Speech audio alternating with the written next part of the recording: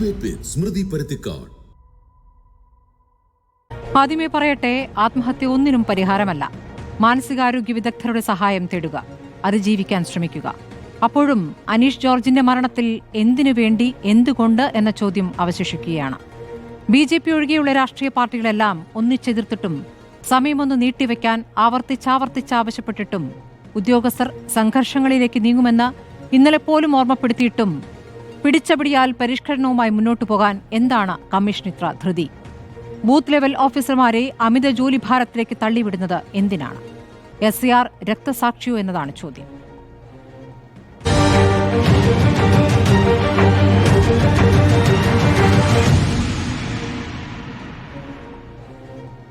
അനീഷ് ജോർജിന്റെ സഹോദരി ഭർത്താവ് ഷൈജു നമ്മോടൊപ്പമുണ്ട്. ചർച്ചയ്ക്ക് മുൻപ് ഞാൻ ആദ്യം അദ്ദേഹത്തിലേക്ക് പോകും. ചർച്ചയിൽ CPM പ്രതിനിധിയായി M പ്രകാശൻ, കോൺഗ്രസ് പ്രതിനിധിയായി VR അനൂപ്, വലതു നിരീക്ഷകനായി AK Anuraj, S Sajeev, joint council chairman എന്നിവരാണ്. അത് ഞാൻ അനീഷിന്റെ ഭാര്യ സഹോദരിലേക്ക് പോവുകയാണ്. ശ്രീ ഷൈജു, എന്തിനാണ് അനീഷ് ആത്മഹത്യ ചെയ്തതെന്നാണ് നിങ്ങളുടെ മനസ്സിലാക്കൽ?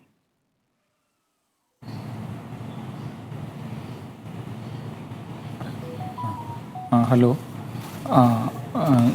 എന്തിനാന്നുള്ളതിനെ കുറിച്ചുള്ള കാര്യങ്ങൾ നമുക്ക് ഇത്രയും ദിവസം ഇവിടെ നടന്നുകൊണ്ടിരുന്നത് അദ്ദേഹത്തിന് ഒരു തുള്ളി ഒട്ടും സമയമുണ്ടായിരുന്നില്ല.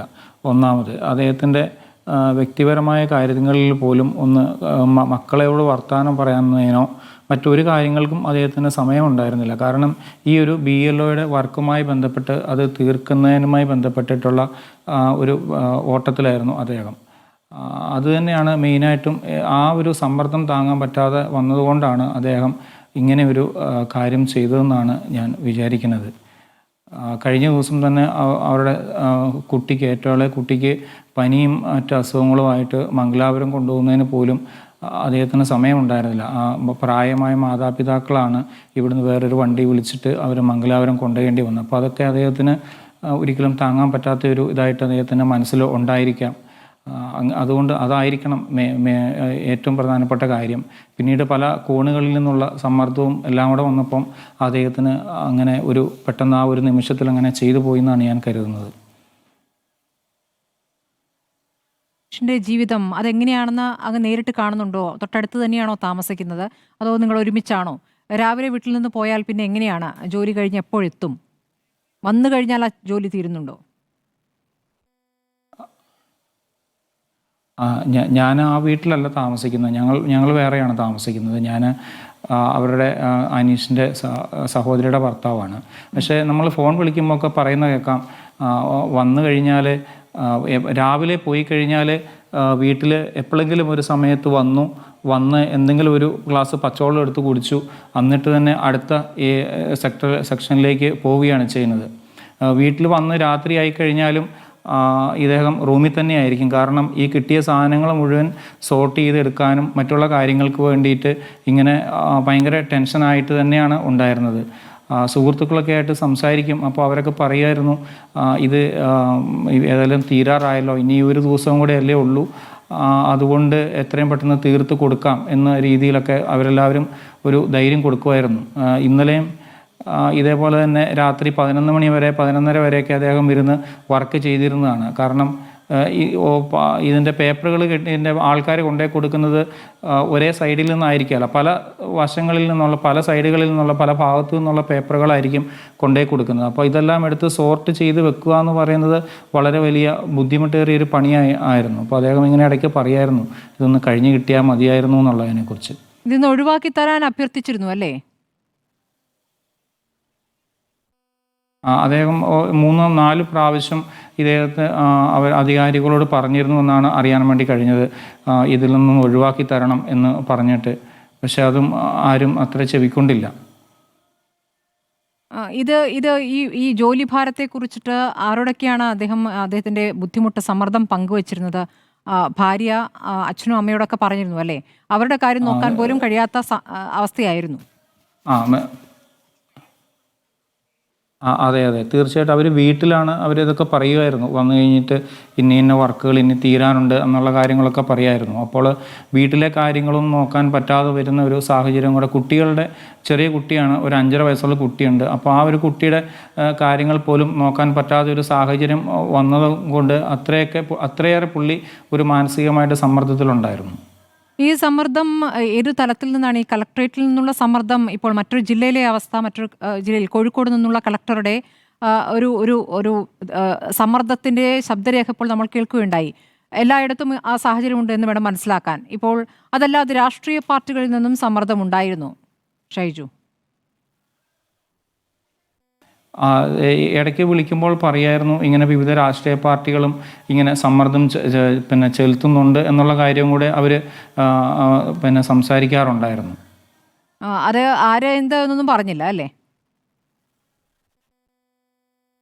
ഇല്ല, അങ്ങനെ ഒന്നും പറഞ്ഞിരുന്നില്ല. ഇത് ഈ BLOമാരായി പോകുമ്പോൾ അതൊരു കൂട്ടായ പ്രവർത്തനമാണല്ലോ. കൂടെയുള്ളവരും സഹായിക്കാം കുറച്ചുകൂടി. അതായത് ഈ 3-4 ദിവസത്തിനകം ഒരു 1600ഓളം ഫോമുകൾ എത്തിക്കണമെന്നൊക്കെയാണ് ഇവർക്ക് മുന്നിലുള്ള നിർദ്ദേശമെന്നാണ് ഞാൻ മനസ്സിലാക്കുന്നത്. അപ്പോൾ സഹായിക്കാമെന്ന് കൂടെയുള്ളവർ പറഞ്ഞിരുന്നു. അതോ ആ സഹായം കിട്ടാതിരുന്നിട്ടാണോ ഇങ്ങനെ ഒരു കടുങ്ക് ചെയ്തിട്ടുണ്ടാവുക? അല്ല, സഹായിക്കാമെന്ന് പറഞ്ഞിട്ട് ഉണ്ടായിരുന്നു. അതിനെക്കുറിച്ച് കൃത്യമായിട്ട് എനിക്ക് അറിയത്തില്ല. കാരണം ഞങ്ങൾ അത്തരം കാര്യങ്ങളെക്കുറിച്ച് ഡീറ്റെയിൽ ആയിട്ട് സംസാരിച്ചിട്ടുണ്ടായിരുന്നില്ല.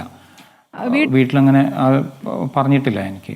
ശരി, അനീഷിന്റെ വീട്ടിലെ ഒരു സാഹചര്യം പറയാമോ? അനീഷ് ആ വീട്ടിലെ ഏക അത്താണിയായിരുന്നു. അച്ഛനും അമ്മയും പ്രായമായവരാണ്, 2 കുട്ടികളുണ്ടല്ലേ?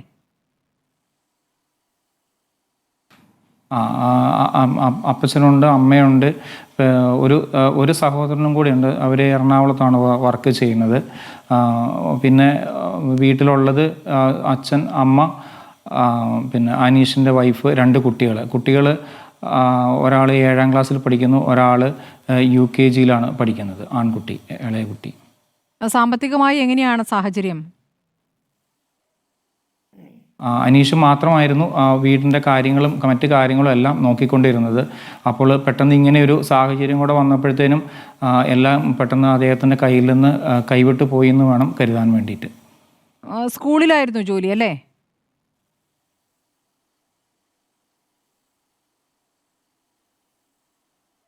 സ്കൂളിലായിരുന്നു ജോലി അല്ലേ അനീഷിന്?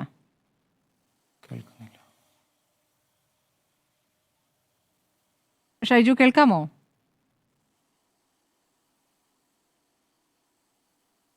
ഷൈജു കേൾക്കാമോ? സ്കൂൾ ജീവനക്കാരനായിരുന്നു അല്ലേ?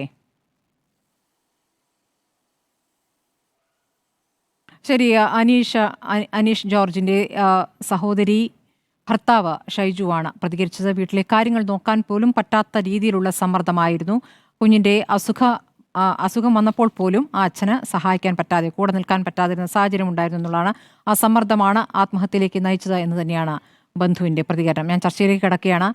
ശ്രീ M പ്രകാശൻ, ഇപ്പോൾ കഴിഞ്ഞ ദിവസം തിരഞ്ഞെടുപ്പ് കമ്മീഷനുമായുള്ള ചർച്ചയിൽ, മുഖ്യ തിരഞ്ഞെടുപ്പ് ഓഫീസറുമായുള്ള ചർച്ചയിൽ കൃത്യമായി രാഷ്ട്രീയ പാർട്ടികൾ, അത് CPM-ഉം കോൺഗ്രസും അവതരിപ്പിച്ചതാണ് SIR നീട്ടിവെക്കണമെന്നുള്ളത്. ആ സാഹചര്യം കൂടി കൃത്യമായി MV ജയരാജൻ വ്യക്തമാക്കുന്നുണ്ട്. എന്തുകൊണ്ട് അത് അങ്ങനെ ജോലിഭാരം ഉണ്ടാവുകയാണെങ്കിൽ BLOമാർക്ക് കുടുംബത്തിൽ വരെ പ്രശ്നങ്ങൾ ഉണ്ടാകുമെന്ന് പറഞ്ഞത് അത് അതേപടി സംഭവിക്കുകയാണ് തൊട്ടടുത്ത ദിവസം. എന്താണ് ഈ കാര്യത്തിൽ CPM-ന് പറയാനുള്ളത്?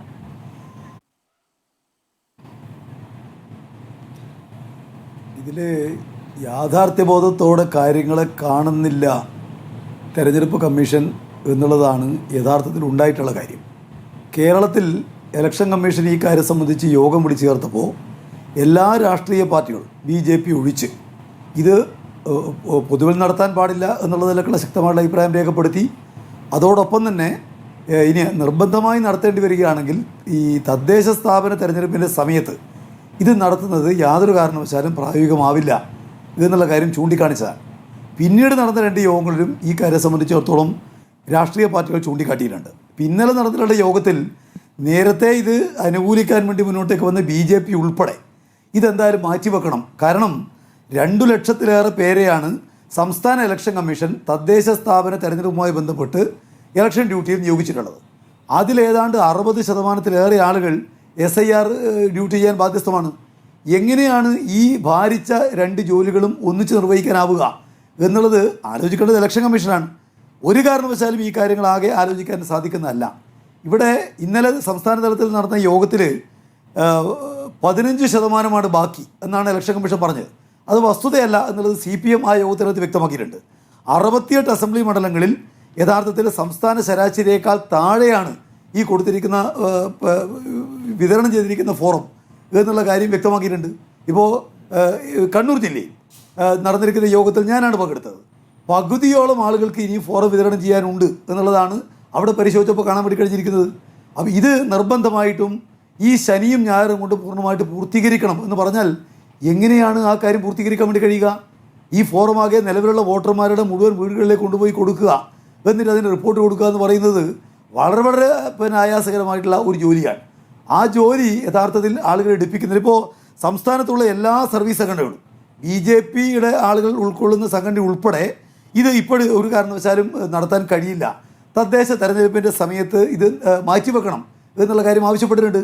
അപ്പോൾ കേരളത്തിലെ രാഷ്ട്രീയ പാർട്ടികളെല്ലാം, കേരള ഗവൺമെൻറ്, ഇത് നടത്താൻ ബാധപ്പെട്ടിട്ടുള്ള ഉദ്യോഗസ്ഥന്മാരുടെ സംഘടനകൾ, വിളിച്ചു ചേർത്ത രാഷ്ട്രീയ പാർട്ടികൾ, അവരെല്ലാം ഒറ്റക്കെട്ടായിട്ട് ആവശ്യപ്പെട്ടിട്ടും എന്തുകൊണ്ടാണ് ഇത്തരമൊരു കാര്യം അടിച്ചേൽപ്പിക്കാൻ നിർബന്ധിക്കപ്പെട്ടത് എന്നുള്ളത് തെരഞ്ഞെടുപ്പ് കമ്മീഷൻ്റെ ഭാഗത്തു നിന്ന് വ്യക്തമാക്കപ്പെടേണ്ട കാര്യമാണ്.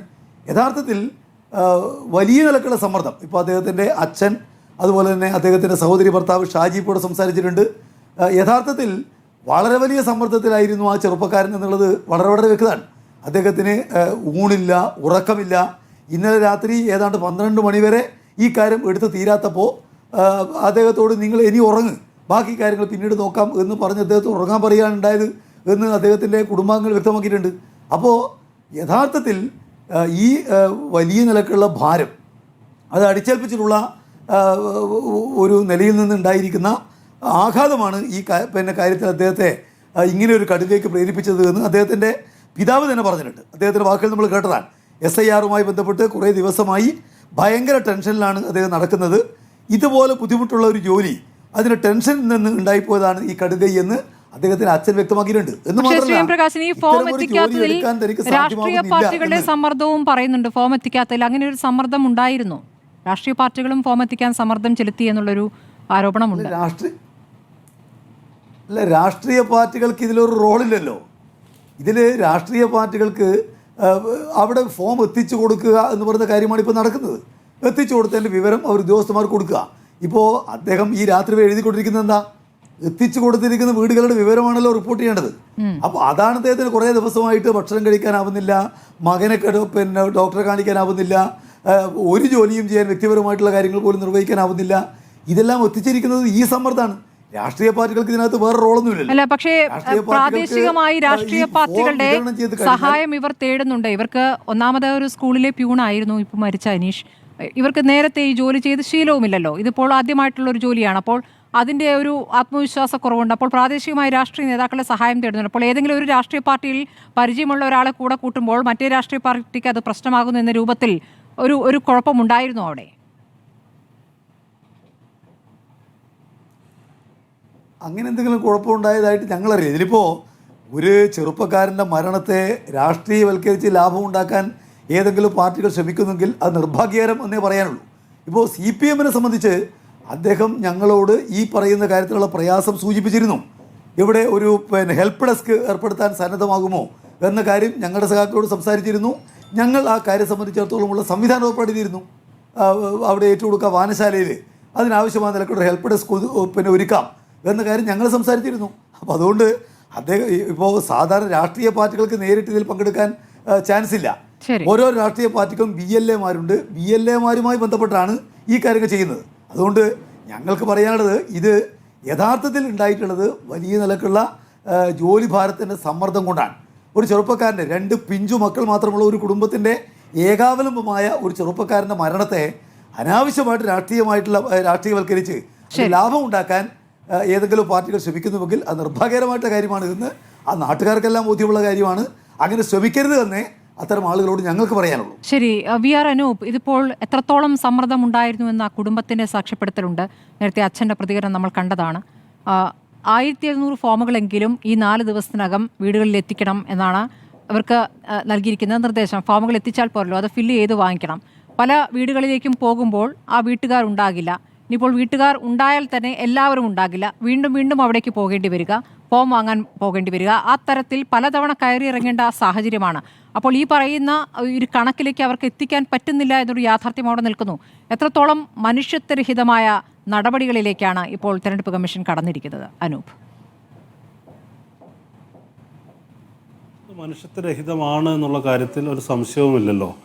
ഇതിലെ വോട്ടർ പട്ടിക പരിഷ്കരണത്തിലെ അപ്രായോഗികത വളരെ തുടക്കം മുതൽ ചൂണ്ടിക്കാണിക്കപ്പെട്ടതാണ്. എല്ലാ രാഷ്ട്രീയ പാർട്ടികളും BJP ഒഴിച്ച് ആദ്യ ഘട്ടം മുതൽ ഇത് കൃത്യമായി ഇത് എന്തുകൊണ്ടാണ് അപ്രായോഗികമാകുന്നത് എന്ന് ചൂണ്ടിക്കാണിച്ചിട്ടുണ്ട്.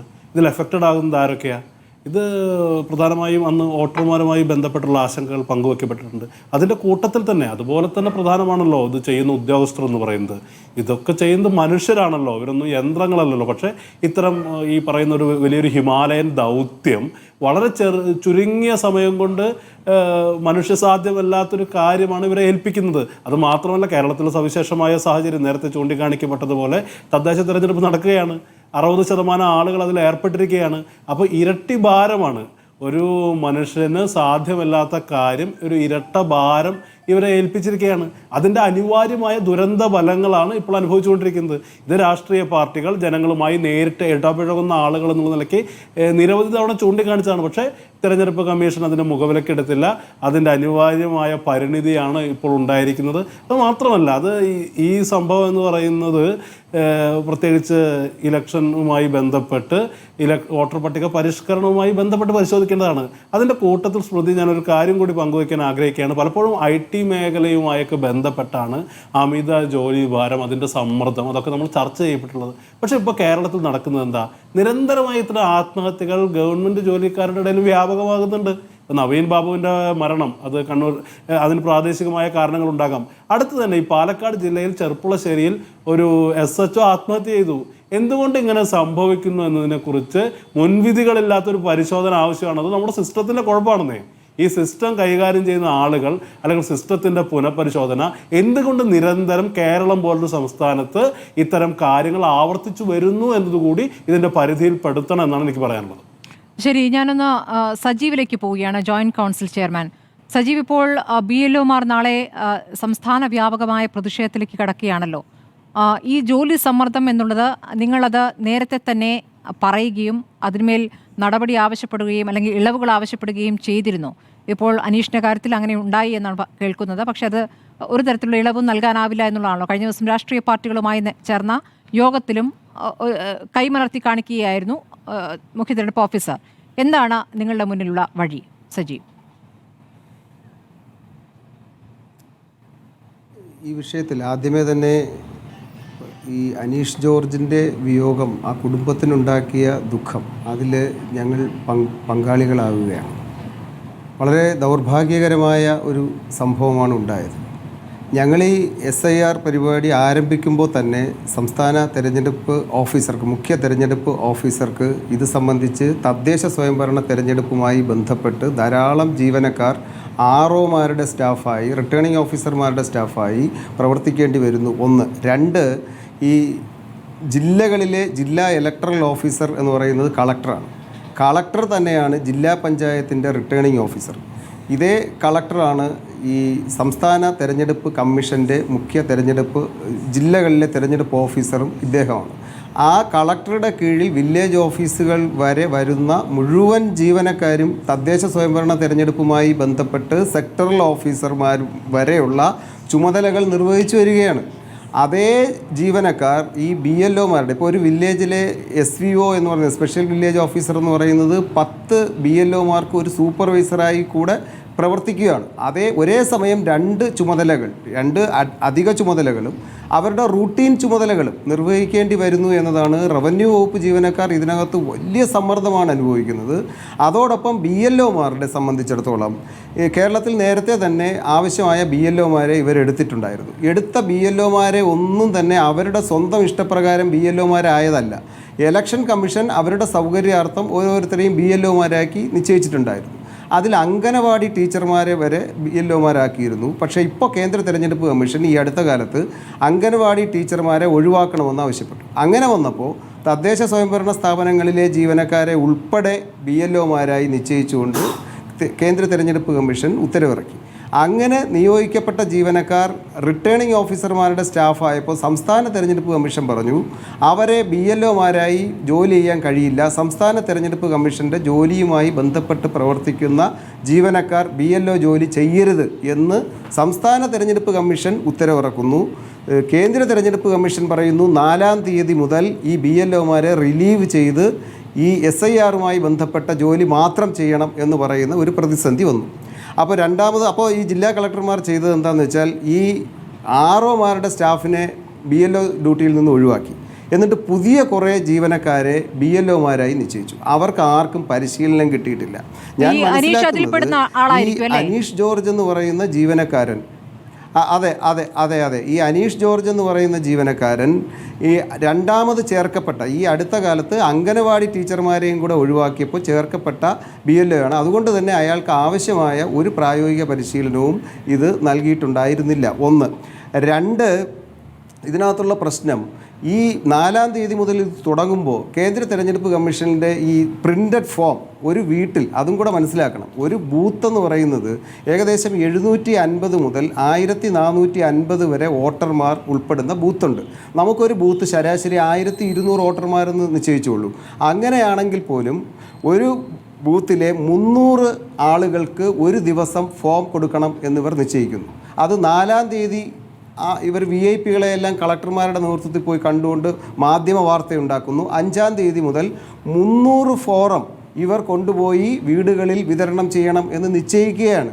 അങ്ങനെ വിതരണം ചെയ്യാൻ കൊടുത്ത ഫോറം പരിശോധിച്ചപ്പോൾ ഒരു വീട്ടിലെ 5 വോട്ടുണ്ടെങ്കിൽ ഒരാളുടെ ഫോമായിരിക്കും ആദ്യ ദിവസം പ്രിൻ്റ് ചെയ്ത് കിട്ടിയത്. അപ്പോൾ അങ്ങനെ കിട്ടിയിട്ടില്ല. അപ്പോൾ എന്നാൽ പോലും ഇവർ ആ വീട്ടിൽ പോകേണ്ടി വരുന്നു. രണ്ടാമത് ബാക്കി ഫോറം കൊടുക്കാൻ വീണ്ടും ഇവർ പോകേണ്ടി വരുന്നു എന്ന് പറഞ്ഞാൽ ഫോറം വിതരണം വീട് ഈ ഫോം കൊടുക്കുന്നു, അപ്പോൾ തന്നെ അത് ഫില്ല് ചെയ്ത് വാങ്ങിയല്ലോ, അത് ഫില്ല് ചെയ്ത് പിന്നെ വാങ്ങാൻ വീണ്ടും പോകണം, അങ്ങനെയാണോ? അല്ല അപ്പോൾ ഫില്ല് ചെയ്യാൻ ഇല്ല, വീണ്ടും പോകണം. അപ്പോൾ ഇത് ഫോറം കൊടുക്കാൻ വേണ്ടി മാത്രം 3 പ്രാവശ്യം പോയ BLOമാർ ഞങ്ങളെ വിളിച്ചിട്ടുണ്ട്. ഇങ്ങനെ ഞങ്ങൾക്ക് പോകേണ്ടി വരുന്നു. അപ്പോൾ ഇവർ സാധാരണഗതിയിൽ 4-ാം തീയതി മുതൽ ഡിസംബർ 4 വരെ ഒരു മാസം കൊടുത്താൽ ഇവർക്ക് സൗകര്യപ്രദമായി ഈ ഫോറം എല്ലാം കൂടെ എടുത്ത് ഓരോ വീട്ടിലതും ഇവരെ അടുക്കി ആ ക്രമമനുസരിച്ച് കൊടുക്കാൻ ഇവരെ അനുവദിച്ചിരുന്നുവെങ്കിൽ ഇത്രയേറെ ഭീകരമാവില്ലായിരുന്നു. പക്ഷേ അങ്ങനെ ആയിരുന്നില്ല.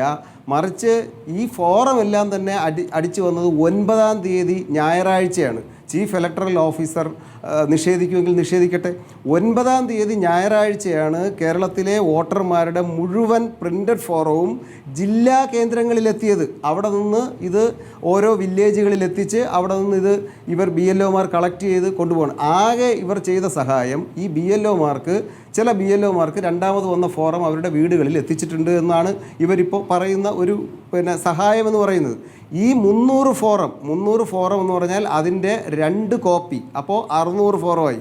പിന്നെ ഒരു ഡിക്ലറേഷൻ, അങ്ങനെ 900 ഫോറം രാവിലെ എടുത്തുകൊണ്ട് ഇയാളുടെ ഈ ഡാറ്റ എൻട്രി ചെയ്യാനുള്ള മൊബൈൽ ഫോൺ ഉൾപ്പെടെ ഇദ്ദേഹം ഒരറ്റത്ത് നിന്ന് നടക്കുകയാണ് ഒരു വാർഡിൽ, ഒരു ബൂത്തിൽ. ഇതെത്ര പ്രായോഗികമാണ്? ഒരു വീട്ടിൽ അയാൾ ഗേറ്റ് തുറന്ന് ഡോർ ബെല്ലടിച്ച് 10 മിനിറ്റെങ്കിലും എടുക്കും ഒരു വീട്ടിലെ ഒരു വോട്ടറുടെ വിവരങ്ങൾ നൽകുക മാത്രം പോരാ. 2002 വോട്ടർ പട്ടികയിൽ അവിടെ പേരില്ല എങ്കിൽ ഇദ്ദേഹത്തിന് എവിടെ പേരുണ്ടായിരുന്നോ അവരുടെ വിവരങ്ങളും ഈ BLO ഇവർക്ക് കൊടുക്കണം. അപ്പോൾ എത്ര സമയമെടുക്കും? അങ്ങനെയാണെങ്കിൽ 8 മണിക്കൂർ ജോലി ചെയ്താൽ ഒരു BLOയ്ക്ക് 48 വോട്ടർമാരുടെ അപേക്ഷാ ഫോറം കൊടുക്കാൻ കഴിയും. അല്ലെങ്കിൽ 50 എന്ന് വെച്ചോളൂ. അപ്പോൾ ഇവർ ഉച്ചഭക്ഷണം ഉപേക്ഷിച്ച് രാവിലെ 6 മണിക്ക് വീടുകളിൽ നിന്ന് ഇറങ്ങുന്നു. വീടുകൾ പലതും ഡോർ ക്ലോസ്ഡ് ആയിരിക്കും. 2 പേർ ഓഫീസിൽ പോകുന്നു, അല്ലെങ്കിൽ മക്കൾ പഠിക്കാൻ പോകുന്നു, വീട് ക്ലോസ്ഡ് ആണ്. ആരെ ഏൽപ്പിക്കും? അപ്പോൾ ഇത് വലിയ പ്രശ്നമായി. ഇതെല്ലാം മേലുദ്യോഗസ്ഥരുടെ ശ്രദ്ധയിൽപ്പെടുത്തി. 11-ാം തീയതി വളരെ ശ്രദ്ധിക്കേണ്ട ഒരു കാര്യം, 11-ാം തീയതി കേന്ദ്ര തെരഞ്ഞെടുപ്പ് കമ്മീഷൻ്റെ ഒരു ഉദ്യോഗസ്ഥൻ ഡൽഹിയിൽ നിന്ന് കേരളത്തിൽ വരുന്നു. ഡെപ്യൂട്ടി കളക്ടർമാരെയും ആ ഉദ്യോഗസ്ഥൻ ഭീഷണിപ്പെടുത്തുന്നു. അദ്ദേഹം പറഞ്ഞത്, ഇത് നിങ്ങൾ ചെയ്തില്ലെങ്കിൽ നിങ്ങളുടെ പേരിൽ FIR ഇട്ട് ക്രിമിനൽ കേസെടുക്കും. അപ്പോൾ ആ ക്രിമിനൽ കേസെടുക്കാൻ കളക്ടർമാർ താഴെ തട്ടിലേക്ക് നിർബന്ധിച്ച് അവർ പിന്നെ ക്രിമിനൽ കേസ് എടുത്തില്ലെങ്കിൽ കളക്ടർമാരുടെയും ഡെപ്യൂട്ടി കളക്ടർമാരുടെയും പേരിൽ കേന്ദ്ര തെരഞ്ഞെടുപ്പ് കമ്മീഷൻ കേസെടുക്കും എന്ന് പറഞ്ഞുകൊണ്ട് ഇവരെ ഭീഷണിപ്പെടുത്തുകയാണ്. ഇവരെ ഭീഷണിപ്പെടുത്തി എന്ന് മാത്രമല്ല, ഇവരൊരു പെർസെൻറ്റേജ് എടുത്ത് പരിശോധിക്കുന്നത് എങ്ങനെയാണെന്ന് അറിയോ? ഇവർ പെർസെൻറ്റേജ് എടുക്കുന്നത് കാസർഗോഡ് ജില്ല വോട്ടർമാർ കുറവാണ്, പിന്നെ വയനാട് ജില്ല വോട്ടർമാർ കുറവാണ്. ഈ ജില്ലകളിൽ ചിലപ്പോൾ കൂടുതൽ എണ്ണം, ഇപ്പോൾ 750 ബൂത്തുള്ള ഒരു BLO 3 ദിവസം കൊണ്ട് ഇത് മുഴുവൻ കൊടുത്തു തീർന്നിട്ടുണ്ടെങ്കിൽ അയാളുടെ പെർസെൻറ്റേജ് 100 ആണെന്ന് എടുത്ത ശേഷം 1450 പിന്നെ വോട്ടർമാരുള്ള ബൂത്തിൽ അയാൾ കൊടുത്തിട്ടുള്ളത് 750 ആണെങ്കിലും അത് 50% എന്നാണ് എടുക്കുക. അപ്പോൾ സ്വാഭാവികമായും BLOമാരെ സമ്മർദ്ദത്തിലാക്കുന്നു. ഇപ്പോൾ നിങ്ങളുടെ റിപ്പോർട്ടർക്ക് ഞാനൊരു പിന്നെ കത്ത് അയച്ചു കൊടുത്തിട്ടുണ്ട്. ആലത്തൂരിലുള്ള ഇലക്ട്രൽ ചുമതലയുള്ള ഈ SIRൻ്റെ ചുമതലയുള്ള ഡെപ്യൂട്ടി കളക്ടർ അവിടുത്തെ BLOമാരെ ഭീഷണിപ്പെടുത്തിക്കൊണ്ട് രാത്രിയിലിരുന്ന് പണി ചെയ്ത് ഇത് പൂർത്തിയാക്കി 100% ഇന്നലത്തെ തീയതിക്ക് 15-ാം തീയതി കൊണ്ട് പൂർത്തിയാക്കിയില്ല എങ്കിൽ നിങ്ങളുടെ പേരിൽ നടപടിയെടുക്കും എന്ന് പറഞ്ഞുകൊണ്ട് ഭീഷണിപ്പെടുത്തി കത്തയച്ചിട്ടുണ്ട്. വല്ലാത്ത സമ്മർദ്ദത്തിലാണ്. നടപടി എന്ന് പറയുമ്പോൾ എന്ത് തരത്തിലുള്ള നടപടിയാണ്? ഒരു കാര്യം കൂടെ പറഞ്ഞോട്ടെ, അത് ഞാൻ അതിലേക്ക് വരാം. അതിനു മുമ്പ് എനിക്ക് ഒരു കാര്യം കൂടെ പറയാനുണ്ട്. ഇതിനേക്കാൾ സമ്മർദ്ദത്തിലാണ് കേരളത്തിലെ റവന്യൂ വകുപ്പിലെ ജീവനക്കാർ. ഈ 10 മിനിറ്റ് ഇടവിട്ട് ഈ 10 പേരെയും ഒരു SVO പിന്നെ ഫോണിൽ വിളിച്ച് നിങ്ങൾ എത്ര വീട്ടിൽ കയറി എന്ന് രേഖപ്പെടുത്തണം. ഡെപ്യൂട്ടി കളക്ടർ വരെ ഉള്ളവർക്കുള്ള നിർദ്ദേശം നിങ്ങൾ നേരിട്ട് BLOയെ ഫോണിൽ വിളിക്കണം. അതേസമയം തന്നെ അവർ തദ്ദേശ സ്വയംഭരണ സ്ഥാപനങ്ങളിലെ ഇലക്ഷൻ്റെ ചുമതലയും ഇതോടൊപ്പം ഈ 14-ാം തീയതി മുതൽ അതിൻ്റെ നാമനിർദ്ദേശ പത്രിക സ്വീകരിക്കണം. 21 വരെ ആ ചുമതല നിർവഹിക്കണം. ആ ചുമതലയും ഞാൻ നേരത്തെ സൂചിപ്പിച്ചതുപോലെ ജില്ലാ പഞ്ചായത്തിൻ്റെ ഭരണാധികാരിയാണ് കളക്ടർ. അപ്പോൾ ആ ജീവനക്കാർക്ക് ആ 2 ജോലിയും ചെയ്യാൻ വലിയ സമ്മർദ്ദമാണ് അവർ. അതുകൊണ്ട് ഞങ്ങൾ ചീഫ് ഇലക്ടറൽ ഓഫീസർക്ക് നിവേദനം നൽകി. ജോയിൻറ്റ് കൗൺസിൽ മാത്രമല്ല, NGO യൂണിയനും അതുപോലെ തന്നെ NGO അസോസിയേഷനും നിവേദനം നൽകി. ഇത് 2 തെരഞ്ഞെടുപ്പും ഒരേ സമയം ഈ 2 ജോലികൾ ചെയ്യാൻ കഴിയില്ല. അതുകൊണ്ട് പ്രായോഗികമായ കാര്യം, ഇത് തദ്ദേശ സ്വയംഭരണ തെരഞ്ഞെടുപ്പ് കഴിഞ്ഞ ശേഷം SIRലേക്ക് വരണം. ഒരു ധൃതിയുമില്ലല്ലോ. SIRലേക്ക് അതിനുശേഷം 1 മാസം എടുത്താൽ ഇത് പൂർത്തീകരിക്കാമല്ലോ. അതിലേക്ക് വരണം. അല്ലെങ്കിൽ സംഭവിക്കാൻ പോകുന്നത് ഒരുപാട് പേരുടെ വോട്ട് SIRലൂടെ നഷ്ടമാകാൻ പോവുകയാണ്. നഷ്ടമായതാണല്ലോ നമ്മൾ ബീഹാറിലും കണ്ടിട്ടുള്ളത്, മറ്റൊരു രൂപത്തിലാണെങ്കിൽ കൂടി. അനുരാജിലേക്ക് വരാം. ഇപ്പോൾ നേരത്തെ M പ്രകാശൻ പറഞ്ഞത് കേട്ടല്ലോ. BJP ഈ യോഗത്തിൽ പങ്കെടുത്ത BJP പോലും ഇപ്പോഴുള്ള പ്രായോഗികമായ ബുദ്ധിമുട്ടുകൾ മുഖ്യ തെരഞ്ഞെടുപ്പ് ഓഫീസർമാരുടെ ചർച്ചയിൽ പറഞ്ഞു എന്ന്. പക്ഷേ ഇത് വളരെ ദുസ്സഹമായ സാഹചര്യമാണ് എന്നിപ്പോൾ സജീവിന്റെ പ്രതികരണത്തിൽ നിന്ന് വ്യക്തമാണ്. ഇത് ഇനിയും തുടരുന്നത് വലിയ രീതിയിൽ പ്രശ്നങ്ങൾ ഉണ്ടാക്കും. ഈ തരത്തിലുള്ള സംഭവങ്ങൾ ഇനിയും തുടരാനുള്ള സാധ്യതയുമുണ്ട്. എന്താണ് അങ്ങയുടെ പ്രതികരണം?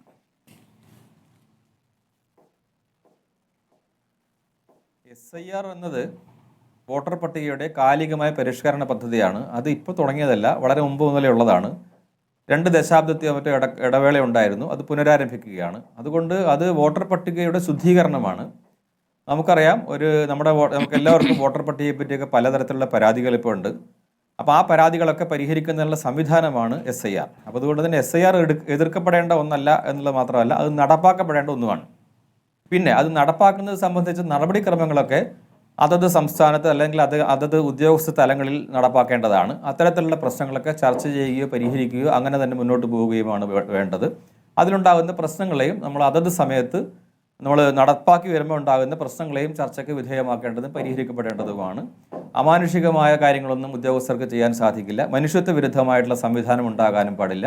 അതിനിടയിൽ ഇവിടെ ചൂണ്ടിക്കാണിച്ചു, പല ഉദ്യോഗസ്ഥരും ആത്മഹത്യ ചെയ്യുന്ന സാഹചര്യങ്ങൾ ഉണ്ടാകുന്നു. ഈ മേഖലയിൽ മാത്രമല്ല, മറ്റ് പോലീസ് ഉദ്യോഗസ്ഥരായാലും ഒക്കെ സമ്മർദ്ദങ്ങൾക്ക് അവർക്ക് സമ്മർദ്ദങ്ങൾ ഉണ്ടാവുന്നുണ്ടോ എന്നുള്ളതൊക്കെ സമഗ്രമായി പരിശോധിക്കുന്നത് നല്ലതാണ്. സമ്മർദ്ദമുണ്ട് എന്നുള്ളത് വ്യക്തമായില്ലേ? ചെയ്തപ്പോ അനീഷിന്റെ മരണം നമുക്ക് മുന്നിലുണ്ടല്ലോ. അല്ല, അത് അനീഷിന്റെ മരണം ഒരു അന്വേഷണ ഏജൻസിയുടെ അന്വേഷണത്തിലൂടെ ഇനിയും കാര്യങ്ങളൊക്കെ വ്യക്തമാകേണ്ടതുണ്ട്. ഇപ്പോൾ നമുക്ക് കിട്ടിയിട്ടുള്ളത് പ്രാഥമികമായ വിവരമാണ്. മാധ്യമപ്രവർത്തകർക്ക് നൽകിയ വിവരം, അതുപോലെ തന്നെ അദ്ദേഹത്തിൻ്റെ ബന്ധുക്കളിൽ നിന്ന് ലഭിച്ച വിവരം. അതിൽ നിന്ന് നമുക്ക് അദ്ദേഹം സമ്മർദ്ദത്തിന് അടിപ്പെട്ടു എന്ന് മനസ്സിലായിട്ടുണ്ട്. പക്ഷേ ഏതു തരത്തിലുള്ള സമ്മർദ്ദമാണ് എന്നതൊന്നും ഇപ്പോഴും വ്യക്തമായിട്ടില്ല. തൊഴിൽപരമായ സമ്മർദ്ദത്തെക്കുറിച്ച് മാത്രമാണ് നമ്മളിപ്പോൾ ചർച്ച ചെയ്തത്. അതെന്താണ് അങ്ങ് ഇപ്പോൾ തുടക്കത്തിൽ അദ്ദേഹത്തിന്റെ സഹോദരി ഭർത്താവ് പ്രതികരിച്ച് അങ്ങ് കേട്ടില്ലേ ഏത് തരത്തിലുള്ള സമ്മർദ്ദമെന്ന്? കേട്ടു ഞാൻ അങ്ങേക്ക് അതിൽ അദ്ദേഹത്തിന്റെ അച്ഛൻ വിശ്വാസക്കുറവുണ്ടോ? സംസാരിച്ചത് ഞാൻ കേട്ടു. അവരുടേത് നമുക്ക് മനസ്സിലാക്കാവുന്ന അല്ല, വിശ്വാസക്കുറവിൻ്റെ അല്ല. അവർ പറഞ്ഞത് ആ ഒരു വിഷയത്തെക്കുറിച്ച് സംസാരിച്ചു, ആ കാര്യം പറഞ്ഞു. അതിനപ്പുറത്തേക്ക് സമ്മർദ്ദങ്ങൾ വല്ലതും ഉണ്ടോ എന്നുള്ളതൊക്കെ ഒരു അന്വേഷണ ഏജൻസിയുടെ അന്വേഷണത്തിലൂടെ, നിഷ്പക്ഷമായ അന്വേഷണത്തിലൂടെ, വളരെ ഗൗരവമായ അന്വേഷണം ഇക്കാര്യത്തിൽ ആവശ്യമാണ്. ആ അന്വേഷണത്തിലൂടെ തെളിയിക്കപ്പെടേണ്ടതും അതനുസരിച്ച് കാര്യങ്ങൾ മുന്നോട്ട് പോകേണ്ടതുമാണ്.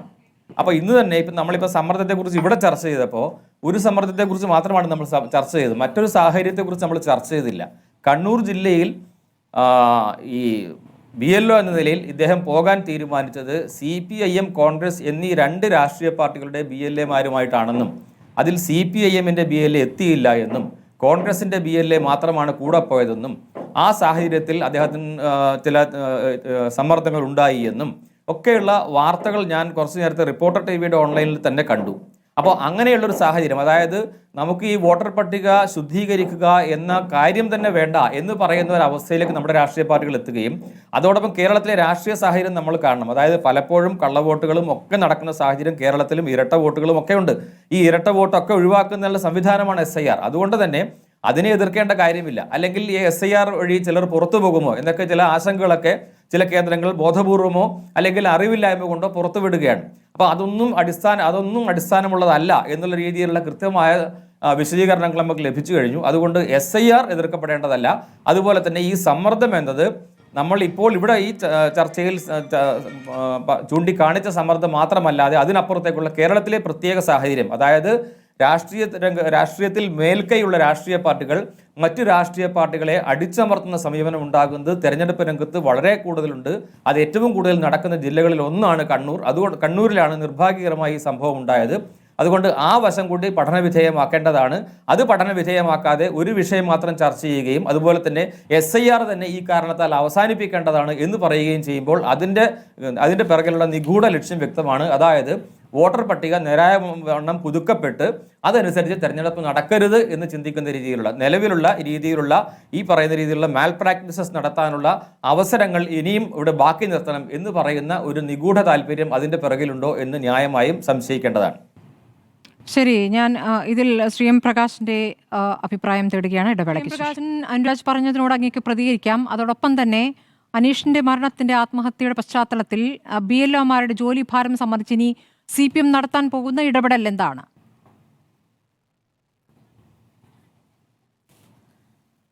അനീഷ് ജോർജിൻ്റെ മരണത്തിൽ കൊലപാതകത്തിൽ പ്രേരണാകുറ്റം ചുമത്തേണ്ട പാർട്ടി BJP ആണ്.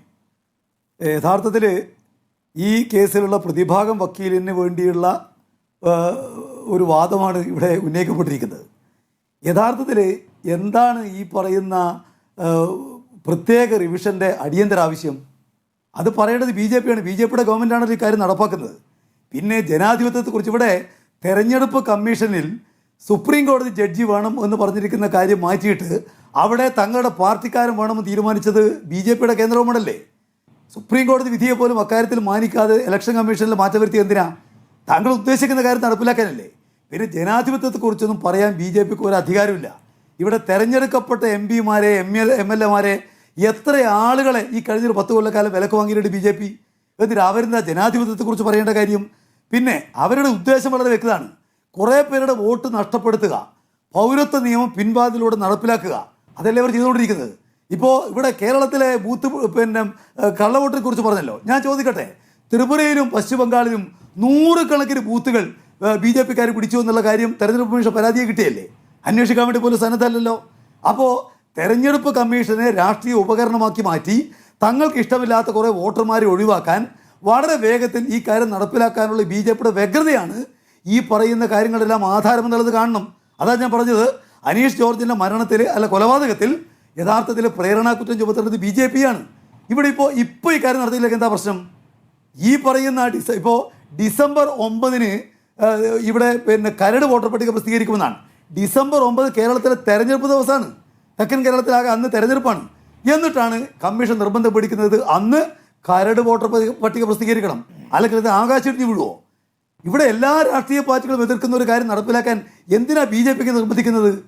ഇവിടെ ഇപ്പോൾ 68 ലക്ഷം വോട്ടർമാരെയാണല്ലോ BJPക്കാർ അവിടെ ബീഹാറിൽ നിന്ന് ഒഴിവായി കളഞ്ഞത് വോട്ടേഴ്സ് ലിസ്റ്റിൽ നിന്ന്. എന്ത് കാരണം പറഞ്ഞിട്ടാ? 87 ജനിച്ചിരിക്കുന്ന ആളുകൾ പൗരത്വം തെളിയിക്കണം. എന്തിനു വേണ്ടിയാ? അവർ ഇന്ത്യക്കാരല്ലേ? ഈ കാര്യത്തിൽ ബി ജെ പിയുടെ നിലപാട് അവർ പരസ്യമാക്കിയിട്ടുണ്ട്. ഇവിടെ വന്നിരിക്കുന്ന കുറേ ആളുകൾ കുടിയേറ്റക്കാരാണ്. അവർ പാകിസ്ഥാനിൽ നിന്നും ബംഗ്ലാദേശിൽ നിന്നും വന്നിരിക്കുന്ന ആളുകളാണ്. അവരെല്ലാം ഒഴിവാക്കണം. അവർ ഇന്ത്യൻ പൗരന്മാരല്ല, അവർക്ക് വോട്ട് കൊടുക്കാൻ പാടില്ല. ഇതിനു വേണ്ടി നടപ്പിലാക്കുന്ന ഒരു കാര്യമല്ലേ ഈ പറയുന്ന SIR? അല്ലാതെ ഏതെങ്കിലും നിലക്ക് ജനാധിപത്യം നടപ്പിലാക്കാനാണോ? അതുകൊണ്ട് ജനാധിപത്യത്തെക്കുറിച്ചൊന്നും ഒരു പ്രസംഗവും നടത്താൻ BJPക്ക് ഒരു അധികാരമില്ല. ഈ രാജ്യത്തിലെ ജനാധിപത്യത്തെ പിന്നിട്ട് പോയ 11 വർഷക്കാലമായിട്ട് കൊന്നുകൊണ്ടിരിക്കുന്നത് BJP ആണ്. എന്നിട്ട് അവർ പുറപ്പുറത്ത് കയറി നിന്നിട്ട് ജനാധിപത്യം എന്ന് പ്രസംഗിക്കാൻ ഇപ്പോൾ കേരളത്തിനകത്ത് എല്ലാ പാർട്ടിക്കാരും ആവശ്യപ്പെടല്ലോ ഇത് നീട്ടിവെക്കണമെന്ന്. എന്തേ BJPയുടെ കേന്ദ്ര ഗവൺമെൻറ്റിന് അത് ആവശ്യപ്പെടാൻ കഴിയുന്നില്ല? ഇലക്ഷൻ കമ്മീഷൻ നിങ്ങൾ നിയന്ത്രിക്കുന്നതല്ലേ? അപ്പോൾ സംഗതികൾ വളരെ വ്യക്തമാണ്.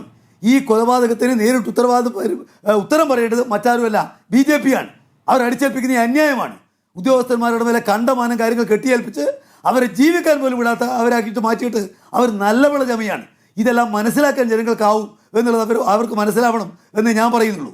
ഇത് അന്യായമാണ്, ഒരു കാരണവശാലും അംഗീകരിക്കാൻ വേണ്ടി കഴിയാത്തതാണ്. രാഷ്ട്രീയ പാർട്ടികൾ എന്തോ പറഞ്ഞോട്ടെ, ഇവിടെ പട്ടികൾ കുറയ്ക്കട്ടെ, സാർത്ഥവാഹക സംഘം മുന്നോട്ട് എന്ന് പറയുന്ന പോലെ ഒരു ഭരണഘടനാ സ്ഥാപനം മുന്നോട്ടേക്ക് പോകുന്നത് ഒരു കാരണവശാലും ന്യായമല്ല. അതാണ് തിരുത്തേണ്ടത്. ഇത് മറ്റുള്ളവരെ കുറ്റപ്പെടുത്തുകയല്ല വേണ്ടത്. തങ്ങൾക്ക് തിരുത്തേണ്ടത് എന്താണെന്നുള്ളത് അവർ മനസ്സിലാക്കണം, തിരുത്താൻ തയ്യാറാവണം. ഇത് ജനാധിപത്യ രാജ്യമാണ്, ഏകാധിപത്യ നിലവിലുള്ള രാജ്യമല്ല.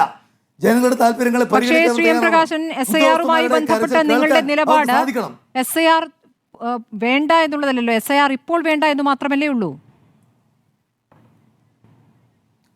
അല്ല, CPM-ന്റെ നിലപാട് നമ്മൾ നേരത്തെ വ്യക്തമാക്കിയിട്ടുണ്ട്.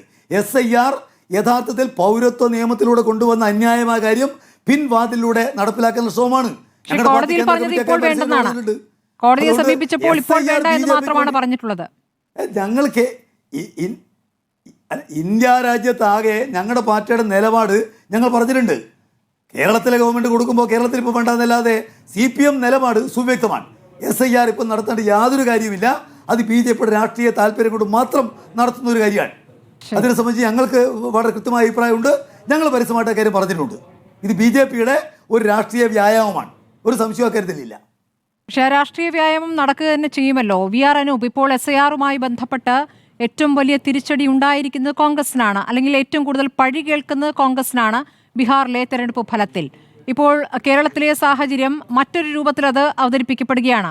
ഈ ജോലി സമ്മർദ്ദം, അതിനുശേഷം ഈ കൊടുക്കുന്ന ഫോമുകൾ അത് പൂർണ്ണമാകില്ല, പലയിടത്തുനിന്നും കിട്ടുകയില്ല, അങ്ങനെ വേണം കരുതാൽ. ഈ ഏൽപ്പിക്കുന്ന BLO-മാർക്ക് അത് പൂർത്തിയാക്കാൻ പറ്റാത്ത സാഹചര്യം. അപ്പോൾ ഇത് കുറ്റമറ്റ രീതിയിൽ നടക്കില്ല എന്ന് ഏതാണ്ട് ഉറപ്പാവുകയല്ലേ? ഇവിടെ സംഘപരിവാർ സഹയാത്രികൻ പറയുന്നത് ഇത് വോട്ടർ പട്ടിക പരിഷ്കരണം എന്ന് പറയുന്നത് ശുദ്ധീകരണ പ്രക്രിയയാണെന്നാണ്.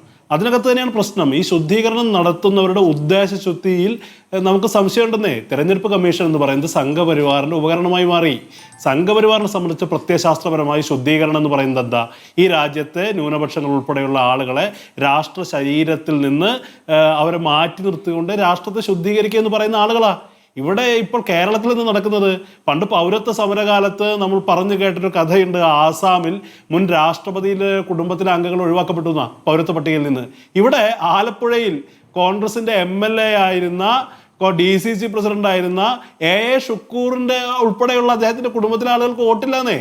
അപ്പോൾ ഇതിന്റെ ഉദ്ദേശം എന്താണെന്ന് വളരെ കൃത്യമാണ്. ഇത് നിഷ്കളങ്കമായ ഒന്നല്ല. ഇത് ഈ പറയുന്ന ബീഹാർ മോഡൽ കേരളത്തിലടക്കം നടത്താനുള്ള വളരെ ആസൂത്രിതമായൊരു പദ്ധതിയാണ്.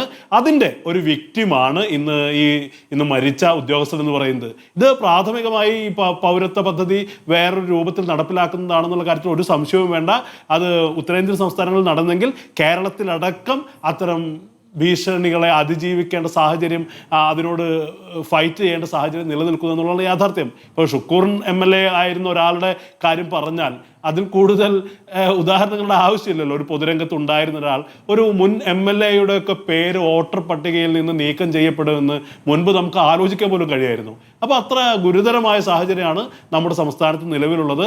അത് വോട്ടർമാരെ ബാധിക്കുന്നുണ്ട് എന്നുള്ള കാര്യത്തിൽ സംശയമില്ല. ഇപ്പോൾ അതിൻ്റെ ഉദ്യോഗസ്ഥർ കൂടി ആ മെഷീനറിയുടെ ബലിയാടുകളായി മാറുന്നു എന്നുള്ളതാണ് കാര്യം.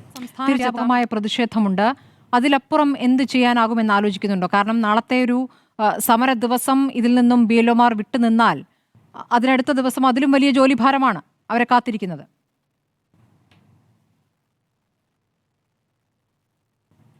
ഞങ്ങളെ സംബന്ധിച്ചിടത്തോളം നാളെ ഇപ്പോൾ ഭീഷണിപ്പെടുത്തിയിരിക്കുന്നത് ഈ ജോലികളിൽ വീഴ്ച വരുത്തുന്നവരുടെ പേരിൽ ക്രിമിനൽ കേസ് എടുക്കും എന്നാണ് ഭീഷണി വന്നിട്ടുള്ളത്. അതൊന്നും ഞങ്ങൾ വകവയ്ക്കുന്നില്ല. ഇനി ഒരു BLOയ്ക്കും ജീവൻ നഷ്ടപ്പെടുത്തേണ്ടി വരരുത് എന്നത് കേരളത്തിലെ സർവീസ് സംഘടനകൾ ഒറ്റക്കെട്ടായി തീരുമാനമെടുത്തിട്ടുണ്ട്. അക്കാര്യത്തിൽ ഞങ്ങൾ നാളെ യോജിച്ച പ്രക്ഷോഭത്തിലാണ്. പ്രത്യേകിച്ച് NGO യൂണിയനും ജോയിൻറ്റ് കൗൺസിലും ഉൾപ്പെടുന്ന 2 സമരസമിതികൾ സംയുക്തമായും, അതുപോലെ ഞാൻ മനസ്സിലാക്കുന്നത് NGO അസോസിയേഷൻ ഒറ്റയ്ക്കും നാളെ സമരം ചെയ്തിട്ടുണ്ട്. ഒന്നിച്ച് സമരം ചെയ്യുന്നത് സംബന്ധിച്ച് നാളെ ഞങ്ങൾ എല്ലാ സംഘടനകളും ചർച്ച ചെയ്യും. ഇത് തുടർ പ്രക്ഷോഭമായി തന്നെ, ഇത് മാറ്റിവെക്കുന്നത് വരെ ഇതിൻ്റെ പ്രക്ഷോഭ രംഗത്ത് ഞങ്ങൾ തുടരും. ഞങ്ങളിത് ചെയ്യില്ല എന്നല്ല ഞങ്ങൾ പറയുന്നത്. തദ്ദേശ സ്വയംഭരണ തെരഞ്ഞെടുപ്പും ഇതും ഒന്നിച്ച് ചെയ്യുവാൻ ഞങ്ങൾക്ക് കഴിയില്ല. ആവശ്യമായ സമയം മനുഷ്യസാധ്യമായ തരത്തിൽ ഇത് ചെയ്യണം. ഒരു BLO എന്ന് പറയുന്നത് ഒരാൾക്ക് ഒറ്റയ്ക്ക് ഈ ഫോറം ചുമന്നുകൊണ്ട് പോകുന്നതിൻ്റെ ബുദ്ധിമുട്ട് ഞാൻ പറഞ്ഞു. അപ്പോൾ ഒരു BLOയ്ക്ക് ഒരു അസിസ്റ്റൻ്റ് ഉണ്ടാവണം. അവർക്ക് ആവശ്യമായ പരിശീലനം നൽകണം, ആവശ്യമായ സമയം നൽകണം. ഇത് സംബന്ധിച്ച് ജനങ്ങൾക്ക് അവയർനെസ് നൽകണം. ഇപ്പോൾ തന്നെ ഒരു മാറ്റം വന്നത് ചില സ്ഥലങ്ങളിലെങ്കിലും റെസിഡൻസ് അസോസിയേഷനുകൾ കേന്ദ്രീകരിച്ച് ആളുകൾ അവിടെ വന്ന് ഫോം വാങ്ങിക്കൊണ്ട് പോവുക തുടങ്ങിയ കാര്യങ്ങൾ ചെയ്യാവുന്നതാണ്. പക്ഷേ അത്തരം കാര്യങ്ങളൊന്നും ചെയ്യാതെ ഭീഷണിപ്പെടുത്തി അധികാരത്തിൻ്റെ ഹുങ്ക് ഉപയോഗിച്ചുകൊണ്ട് ഈ ജീവനക്കാരെ, താഴെ തട്ടിലുള്ള ജീവനക്കാരെയാണ് ഇതിന് നിയോഗിച്ചിട്ടുള്ളത്, അവരെ ഭീഷണിപ്പെടുത്തി ഇത്തരം ജോലികൾ ചെയ്യിപ്പിക്കാം എന്നാണ് കേന്ദ്ര തെരഞ്ഞെടുപ്പ് കമ്മീഷൻ കരുതുന്നതെങ്കിൽ, ശ്രീ ഗാനേഷ് കുമാർ കേരളത്തിലെ കേഡറിലെ IAS ഉദ്യോഗസ്ഥനായിരുന്നു. അദ്ദേഹത്തിന് കേരളത്തെക്കുറിച്ച് നല്ല ധാരണയുണ്ട് എന്നാണ് ഞാൻ കരുതുന്നത്. ഇവിടെ അപ്രായോഗികമായ കാര്യങ്ങൾ അടിച്ചേൽപ്പിച്ചാൽ അതുമായി മുന്നോട്ട് പോകാനും സഹകരിക്കാനും ഞങ്ങൾ തയ്യാറല്ല.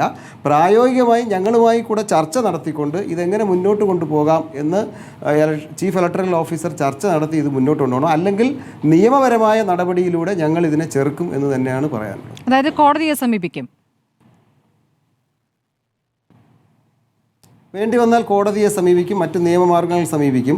ഇപ്പോൾ ഈ ജില്ലാ കളക്ടർമാരെ ഭീഷണിപ്പെടുത്തുന്നത് എങ്ങനെയാണെന്ന് വെച്ചാൽ, അവർക്ക് ഈ ഇലക്ഷൻ കമ്മീഷൻ്റെ ഒരു കോൺഫിഡൻഷ്യൽ റിപ്പോർട്ട് കൊടുക്കണം അവരുടെ ഭാവി സർവീസിന്. അത് ബ്ലാക്ക് മാർക്ക് ചെയ്യും എന്നാണ് ഞാൻ നേരത്തെ ഇവിടെ സൂചിപ്പിച്ച കേന്ദ്രത്തിൻ്റെ പ്രതിനിധിയായി വന്ന ഉദ്യോഗസ്ഥർ കേരളത്തിലെ കളക്ടർമാരെ ഭീഷണിപ്പെടുത്തിയത്. കേരളത്തിലെ കളക്ടർമാർ സ്വാഭാവികമായും ബഹുഭൂരിപക്ഷവും ചെറുപ്പക്കാരായ ആളുകളാണ്, പുതിയതായി IAS കിട്ടി വന്ന ആളുകളാണ്. അവരെ സംബന്ധിച്ചിടത്തോളം ഒരുപാട് ഭാവിയുള്ളതാണ്. സ്വാഭാവികമായും അവർ ആ സമ്മർദ്ദം താഴേക്ക് പകർന്നു നൽകും. ആ സമ്മർദ്ദം അതിജീവിക്കാൻ കഴിയാതെ ഏറ്റവും താഴെത്തട്ടിലുള്ള ഉദ്യോഗസ്ഥനാണ് ഇപ്പോൾ ബലിയാടായത്.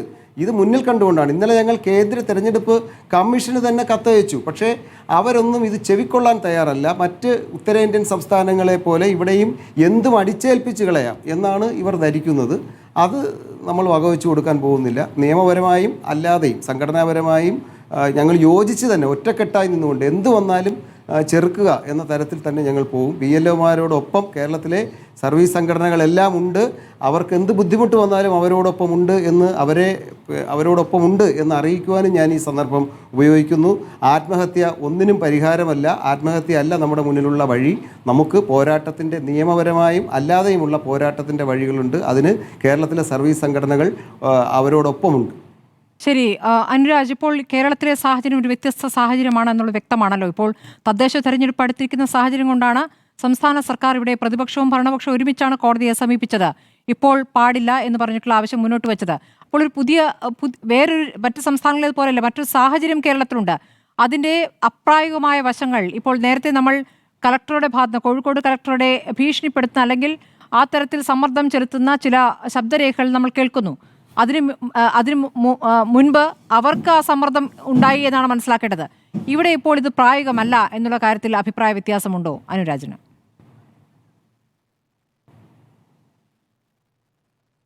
അല്ല, ഞാൻ നേരത്തെ പറഞ്ഞിട്ട് തന്നെ നിൽക്കുകയാണ്. കാരണം SIR ആവശ്യമാണ്. പിന്നെ കേരളത്തിലെ സാഹചര്യം നിരീക്ഷിക്കേണ്ടതും വിലയിരുത്തേണ്ടതും കേരളത്തിലാണ്. അപ്പോൾ അതുകൊണ്ട് ഈ മേഖലയിൽ നിന്നല്ല ഏത് മേഖലയിലായാലും ഈ ഉദ്യോഗസ്ഥ സംവിധാനത്തിൽ ഈ രീതിയിലുള്ള സമ്മർദ്ദമോ അല്ലെങ്കിൽ ഭീഷണിയോ ഒന്നും ഉണ്ടാകുന്നത് നല്ലതല്ല. അത് നമ്മൾ ഈ പറഞ്ഞ ഉദ്യോഗസ്ഥ സംവിധാനത്തിൻ്റെ ആത്മവീര്യം കെടുത്തുകയും അവരുടെ മുന്നോട്ടുള്ള പ്രവർത്തനത്തെ അതിൻ്റെ ഊർജ്ജത്തെ നഷ്ടപ്പെടുത്തുകയുമേ ഉള്ളൂ. അത് ശരിയല്ല. ഒന്നാമത്തെ വിഷയം. പക്ഷേ നമ്മളിപ്പോൾ കേരളത്തിലെ കള്ളവോട്ടിനെ പറ്റി ചോദിക്കുമ്പോൾ ഉടനെ ത്രിപുരയിൽ അങ്ങനെയല്ലേ, അല്ലെങ്കിൽ ഡൽഹിയിൽ വേറൊന്നല്ലേ എന്ന് ചോദിക്കുന്നത്, അവിടെയൊന്നും പ്രസക്തി ഇല്ലാത്ത സ്ഥാനമില്ലാത്ത രാഷ്ട്രീയ പാർട്ടികൾക്ക് അങ്ങനെ പറയാം. കാരണം അവിടുത്തെ നേരായ ചിത്രമൊന്നും അവർക്ക് അറിയാത്തതുകൊണ്ട് അവിടെ നടക്കുന്ന കാര്യത്തെക്കുറിച്ചൊക്കെ അങ്ങനെയൊക്കെ എന്തെങ്കിലും അഭിപ്രായം ഇവിടെ ഇരുന്ന് പറയുന്നുള്ളതേ ഉള്ളൂ. പിന്നെ നമ്മുടെ ഈ SIR എന്തിനാണ് എന്ന് ചോദിച്ചാൽ, SIR ഇപ്പോൾ തുടങ്ങിയതല്ല. ഞാനത് നേരത്തെ പറഞ്ഞത് 2002 മുൻപ് വരെയുള്ള കാലഘട്ടത്തിൽ 6 മാസം ഈ സമ്മർ റിവിഷൻ എന്നൊക്കെ പറഞ്ഞിട്ടൊക്കെ 6 മാസം കൂടുമ്പോൾ ഇത് റിവൈസ് ചെയ്തുകൊണ്ടിരുന്നതാണ്. എവിടെയോ വെച്ച് നിന്നുപോയി.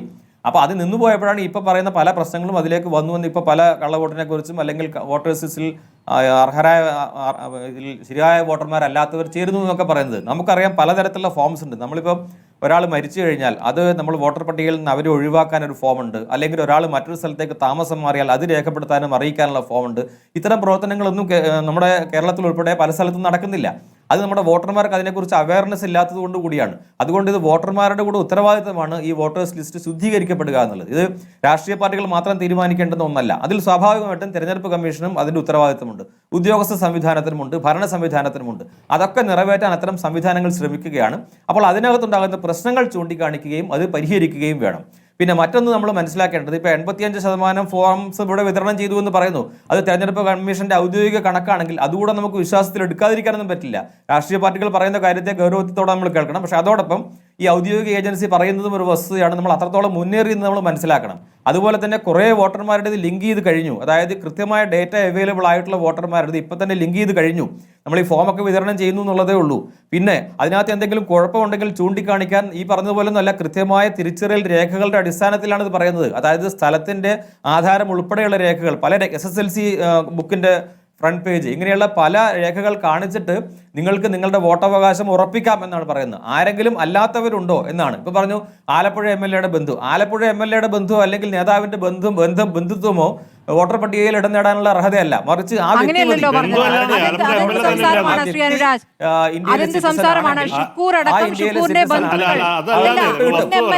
മുൻ MLA ഷുക്കൂർ അടക്കം അദ്ദേഹത്തിന്റെ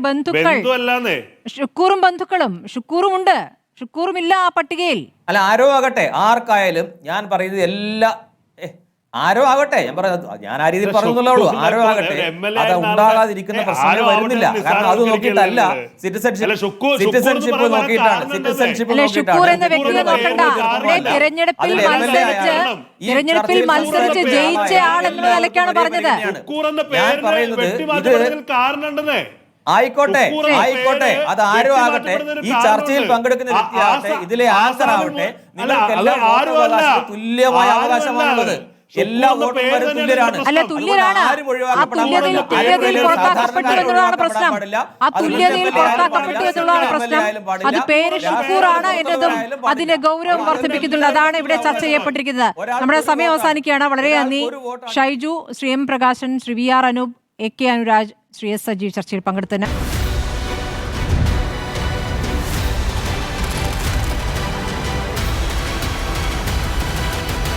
ഡിബേറ്റ് വിത്ത് സ്മൃതി പരുത്തിക്കാട്.